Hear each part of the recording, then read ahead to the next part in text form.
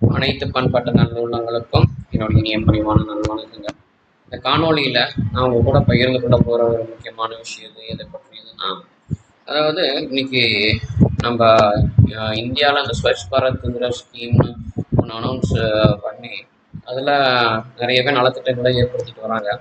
நானும் என்னோட தரப்பில் இரண்டு பகுதிகளை நான் பதிவிட்டுருக்கிறேன். அந்த தலைப்பில் ஸ்வச் பாரத் ஸ்கீம் அப்படிங்கிற ஒரு technological updation necessity requirements available on Swachh Bharat scheme அப்படிங்கிற அதிலே தலைப்பு டாபிக்லேயே ரெண்டு பார்ட்டு நான் இது பண்ணிட்டேன், பதிவிட்டுட்டேன். இது மூணாவது பாகம் அல்லது பகுதி. இந்த பாகத்தில் நான் என்ன சொல்ல வரேன்னா, அதாவது மற்ற மாநிலங்களோட ஒப்பிடும்போது நம்ம தமிழ்நாட்டில் இந்த வெறிநாய்க்கடி அல்லது திருநாய்க்கடி இதனுடைய பாதிப்பு அதிகமாகவே இருக்குது. ஆனால் எல்லா மாநிலங்கள்லையும் இருக்குது. அதை நம்ம அந்த மாதிரியான ஒரு பாதிப்பை வந்து தொடர்ச்சியாக நம்ம அன்றாட வாழ்க்கையில் வச்சுக்கிட்டு நம்ம ஒரு தூய்மை இந்தியா அப்படின்னு நம்ம இந்தியாவை சொல்லிட முடியாது. இதுக்கு காரணம் என்ன? இதனால் வந்து நாய்க்கடிகள் அதிகமாகுதுன்னா, அதாவது தெருவில் இருக்கக்கூடிய நாய்கள் மட்டும் நம்ம இந்திய குடிமக்களை கடிக்கிறது இல்லை. வீட்டு நாய்களையும் அதனுடைய சங்கிலியெல்லாம் அவுத்து விட்டா அதுவும் எங்கெங்கேயும் ஓடி போய் ஏதோ பார்க்குறவங்கள கடிச்சு வச்சு தான் வருது. இது என்னன்னா, இது நம்ம தூய்மையான இந்தியாவை உருவாக்குற ஒரு திட்டத்துக்கு தடையாக இருக்கிறது மட்டும் இல்லாமல் ஒரு ஆரோக்கியக்கேடாகவும் இருக்கும். ஏன்னா அந்த நாயினுடைய உமிழ்நீரில் இருக்கக்கூடிய அந்த புரதமானது மனிதனுடைய ரத்தத்தில் இருக்கக்கூடிய அந்த புரதத்தினோட பொருத்தி போகாது. அதுதான் விஷம்னு சொல்கிறாங்க. அது என்ன ஆகும்னா, ஒரு முறை அந்த நாய்க்கடி நம்ம வாங்கிட்டோம்னா ஒரு வருஷத்துக்கு ஏதோ சரியான சத்தான இதெல்லாம் சாப்பிட முடியாது. ரொம்ப கட்டுப்பாட்டோட நம்ம இருக்கணும். அதே சமயம் என்னன்னா, அதனுடைய அந்த விஷம் உடம்புல இருந்துக்கிட்டே இருக்கும். ஏதாவது ஒரு பக்க விளைவுகளை ஏற்படுத்திக்கிட்டே இருக்கும். இங்கே தமிழ்நாடு பொறுத்த வரைக்கும் நான் பார்த்த வரைக்கும் நானும் அந்த மாதிரி ஒரு என்ன சொல்றதுன்னா, நாய்க்கடிகள் அதுவும் வீட்டு நாயே வெளியில சங்கிலி போட்டு கூட்டிகிட்டு வரவங்க சரியா அதை வந்து பிடிக்கிறது கிடையாது. சரியா பிடிக்காம அவங்க விருப்பத்துக்கு தகுந்த மாதிரி அந்த சங்கிலி பிடிச்சிட்டு வராங்க. அது என்ன ஆகுதுன்னா, தாவி மற்றவங்களை போய் கடிக்கவும் செய்யுது, இல்லை துணியை கிழிக்க செய்யுது. அல்லது வாகனங்களில் போகிறவங்கள குறைச்சிக்கிட்டே போகுது. அவங்க பயத்தில் கீழே விளாட்றாங்க. என்னுடைய வீட்டில் தோட்டத்தில் இருந்த நாயும் இந்த மாதிரிலாம் பண்ணியிருக்குது. ஆனால் இதை நம்ம என்ன பண்ணோம்னா, ஒரு முறைப்படுத்தணும். அதாவது நாய் வளர்ப்பவர்கள் என்னென்ன கட்டுப்பாடுகளை விதிமுறைகளை கடைப்பிடிக்கணும். அந்த கட்டுப்பாடு விதிமுறைக்கு கீழே தான் நாய்களை கண்காணிக்கணும், அதை பராமரிக்கணும். இதெல்லாம் இன்னும் நம்ம நாட்டில், அது குறிப்பாக தமிழ்நாட்டில் அதுக்கான முறையான ஒரு விதிமுறைகளும் இன்னும் ஒவ்வொரு வீட்டுக்கும் கொடுக்கப்படல. சட்ட ரீதியாகவும் ஒரு சரியான கராரான ஒரு நடவடிக்கைகளும் எடுக்கப்படல, சட்டமும் இயற்றப்படவில்லை அப்படிங்கிறது தான் என்னுடைய பார்வையில் இருக்குது. ஏன்னா நம்ம நாட்டில் மட்டும்தான் வந்து பார்த்துட்டோம்னா வெளிநாட்டு ரக நாய்களையும் வாங்கிட்டு வந்து இங்கே வச்சு இப்போ சமீபமாக பார்த்துட்டோம்னா ஒரு சிறுமியோடைய தலையவே வந்து ஒரு வெளிநாட்டு ரக நாய் ஒன்று கடிச்சு போட்டு இருக்குது. இப்போ இது யாரோடைய தவறுன்னு பார்த்துட்டோம்னா கண்டிப்பாக அந்த நாய் வளர்க்குறவங்களுடைய அந்த நாயினுடைய எஜமானருடைய குற்றம் தான்.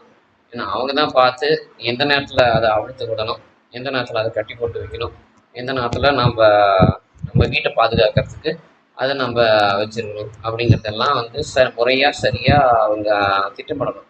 அந்த திட்டமிடல் இல்லாமல் சும்மா வந்து யாராவது வந்தாங்கன்னா குறைக்கிறதுக்கும், திருடங்க வந்தாங்கன்னா குறைக்கிறதுக்கும், நாய் வளர்க்குறோங்கிற பேரில் இன்னும் பழைய காலத்து பாவனையிலையும் வளர்த்துக்கிட்டு இருந்தாங்கன்னா அது பொதுமக்களுக்கு தான் ஆபத்தாக விளையும்.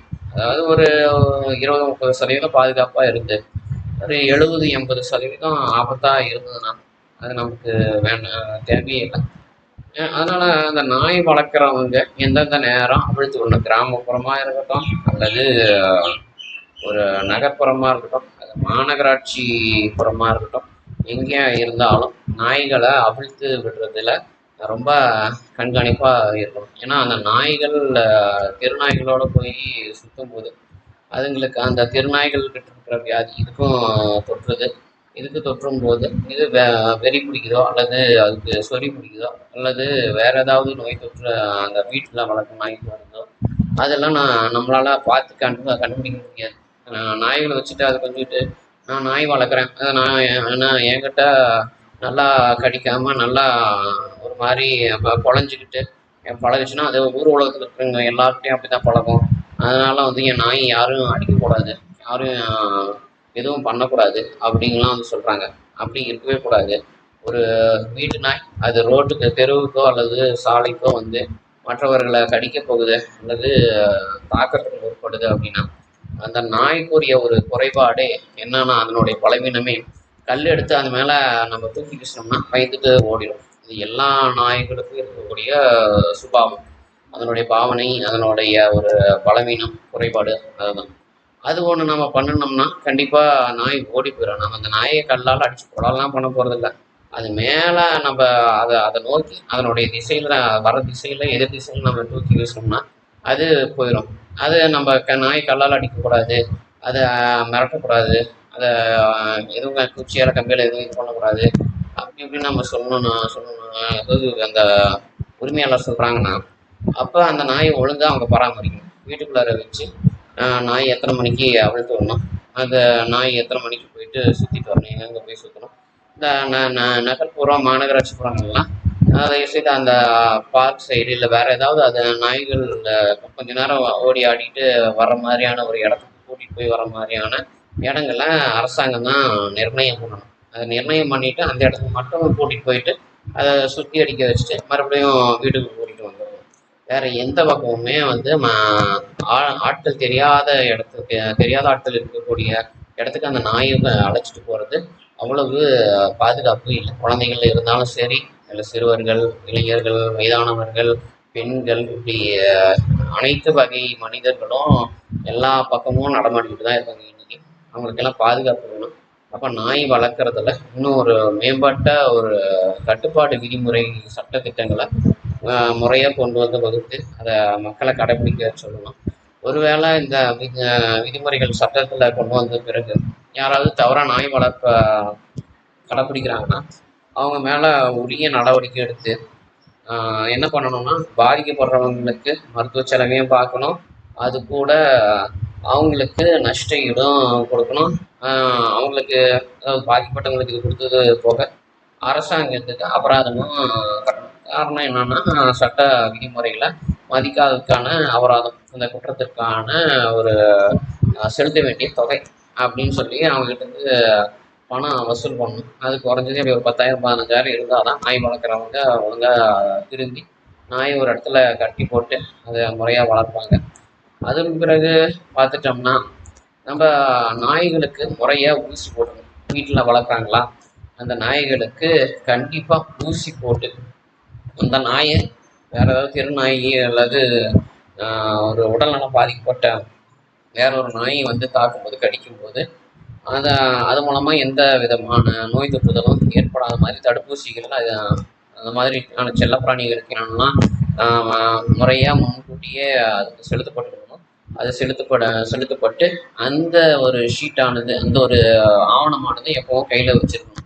அப்படி வச்சுருந்தா மட்டும்தான் அந்த நாய்களை வீட்டில் அல்லது தோட்டத்தில் அல்லது ஒரு சுற்றுப்புற சுவர் அமைச்சிருக்கிற ஒரு அப்பார்ட்மெண்ட் அடுக்கு மாடி குடியிருப்புகளாக இருக்கட்டும் அல்லது வேறு ஏதாவது இந்த ஹாஸ்டல்னு சொல்லக்கூடிய இடம் வேறு எங்கேயா இருந்தாலும் அதே மாதிரி நிறுவனங்களாக இருக்கட்டும் அல்லது சின்ன ஒர்க் ஷாப் சொல்லக்கூடிய பட்டறைகள் அப்புறம் இன்னும் கடைகள் எங்கேனாலும் நாய் வளர்க்குறாங்கன்னா அந்த நாயானது மற்றவங்களை கடிச்சாவோ இல்லை அந்த நாயை வேறு ஏதாவது மற்ற உயிரினம் தாக்கினாவோ அல்லது வேறு ஏதாவது நோய் தொற்று அந்த பிராணிக்கு வந்தாவோ அதனுடைய உடலுக்கு எதுவும் ஏற்படாத மாதிரியான மருத்துவ ஒரு பராமரிப்பு முறைகளையும் கட்டாயமாக கடைப்பிடிக்கணும்.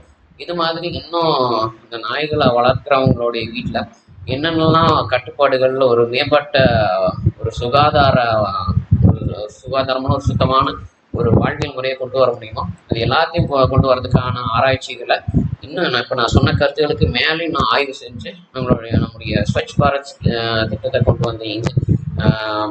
நரேந்திர தாமோதரதாஸ் மோடி தலைமையிலான அரசாங்கம் மத்திய அரசாங்கமானது ஒரு ரொம்ப ரொம்ப ஸ்ட்ரிக்டாக இதில் எடுக்கணும். எந்த ஒரு என்ன எம்எல்ஏ வீட்டு நாய்க்கு ஒரு சலுகை, மந்திரி வீட்டு அமைச்சர் வீட்டு நாய்க்கு ஒரு சலுகை, அப்புறம் முதலமைச்சர் வீட்டு நாய்க்கு ஒரு சலுகை இப்படிலாம் வந்து எவனும் எதுவும் இதெல்லாம் என்ன சொல்கிறேன்னா வந்து ஒரு சிபாரிசுலாம் வந்து சொல்லக்கூடாது, வந்து சொல்லிட்டு வந்து நிற்கக்கூடாது.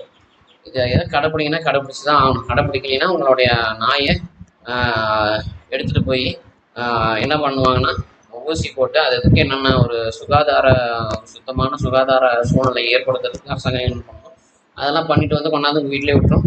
அதுக்கு ஒரு பில்லு ஒரு ரசீது போட்டு கொடுக்கும். அந்த ரசீதில் எவ்வளவு தொகை நீங்கள் பண்ண வேண்டிய கடமை அவங்க பண்ணாங்கன்னா அவங்களுக்கு சேவை கட்டணம் நீங்கள் கொடுத்து தான் ஆகணும். அந்த சேவை கட்டணத்தை கண்டிப்பாக வசூல் பண்ணி ஆகணும். அடுத்தபடியாக நான் முன்னே சொன்ன மாதிரி தான் இந்த மாதிரி விதி சட்டத்தை சரியாக கடைபிடிக்காததுக்கான அபராதம்.